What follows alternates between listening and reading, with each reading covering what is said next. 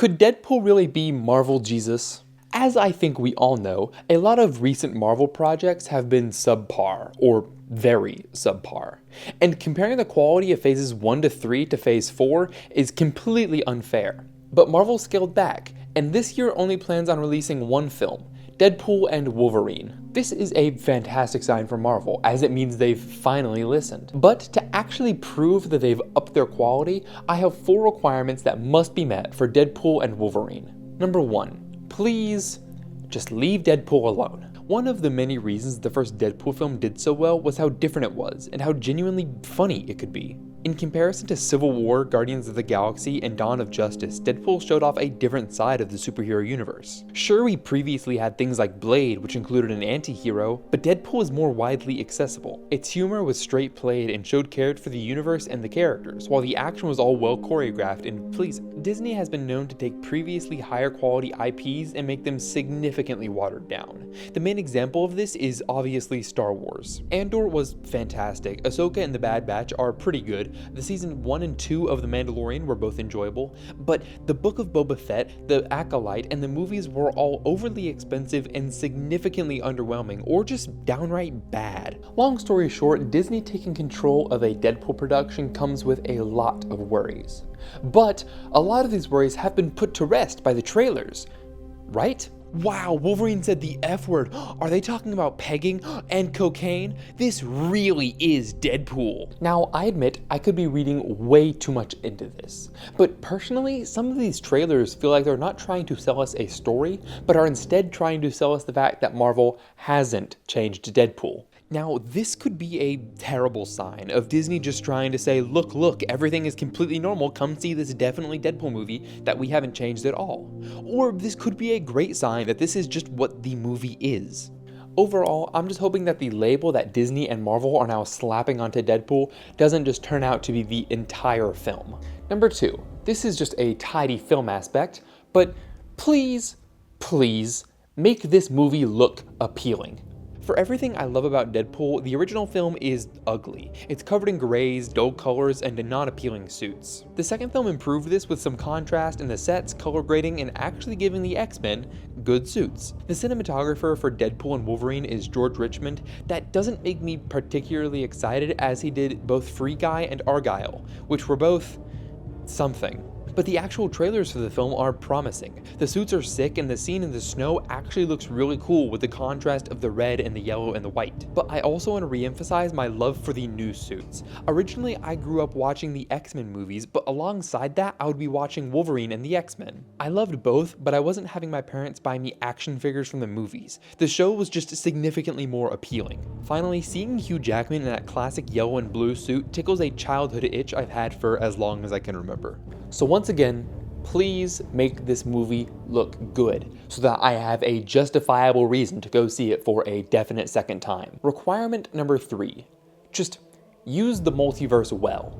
Marvel has kind of sucked in regards to using the multiverse in a storytelling standpoint. Multiverse of Madness was visually a very interesting film, and the direction by Sam Raimi makes it a lot more appealing than 90% of Marvel films. But when you have a movie called The Multiverse of Madness, having the majority of actual interesting universes being shown in a transition scene is pretty underwhelming. And Wanda's weird characterization post-WandaVision felt very off. Ant-Man Quantumanium showed off the Council of Kang, and they all looked really ugly. I really enjoyed this Kang from the film, but this movie was just all around not good.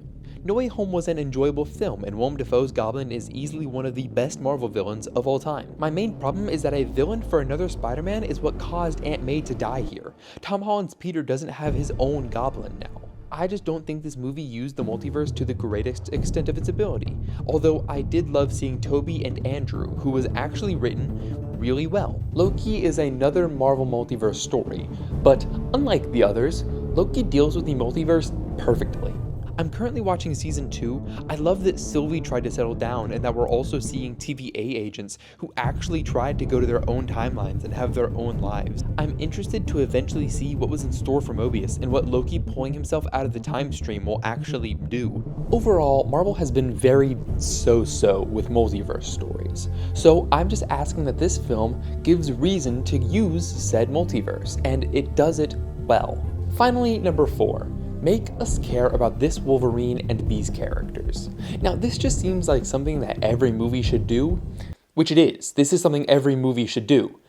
Please. Marvel has been trying to push a new lineup of characters. Ironheart, the Fantastic Four, Eternals, New Captain America, and probably the X-Men once we get them. Ironheart is already a significantly unenjoyable character. I'm really hopeful for the Fantastic Four. Eternals was trash, but I love Perry Keoghan. Falcon and the Winter Soldier tried to convince me that a terrorist who killed people was the good guy, while the man who tried to protect his country and his best friend was the bad guy. Overall, Marvel's future products aren't looking too great, so what I'm hoping for this film is that we have a genuine character payoff for something that has been set up for almost a decade now. We already care about Hugh Jackman's previous Wolverine, and Logan is one of the best superhero films of all time. But this isn't about that Logan. Let's explore what makes this character different besides the fact that, he curses. I'm especially interested to see how he's going to interact with X-23, and I'm also interested to see what she's been up to ever since the events of Logan. To make us genuinely care about this story and these characters, they should scale the threat to those characters. Having this story be a multiversal threat is repetitious. How many times have we gotten this story in the past just 3 years? But as long as they keep the scale of this story based on how the characters care for each other, I think this movie can work. Overall, I have a lot of worries for Deadpool and Wolverine, but I'm still very excited to see it. I'm literally going to see it opening day on Thursday, which is 2 days ago as of this video releasing. So let's hop over to Silas from the future and see what he thinks about Deadpool and Wolverine. So yeah, I saw it.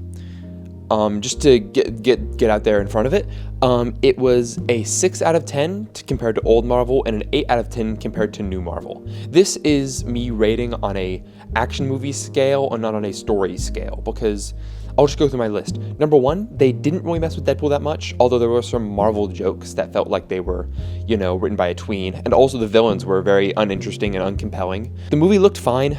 I think my favorite scene in the thing is the opening with Deadpool, as I mentioned with the trailer, Deadpool in the snow fighting. That was sick. The multiverse was still done badly. Copious amounts of fan service and cameos, which, don't get me wrong, when I saw characters from like X-Men 2, I was like, oh my god, that's the one lady with that really long fingernails. And then it would just not at all add to the story, so I was like, wow, lovely. And I didn't care about any of the characters. They kind of sidelined Deadpool. They had too much to do in one movie, so Wolverine didn't even get that much time.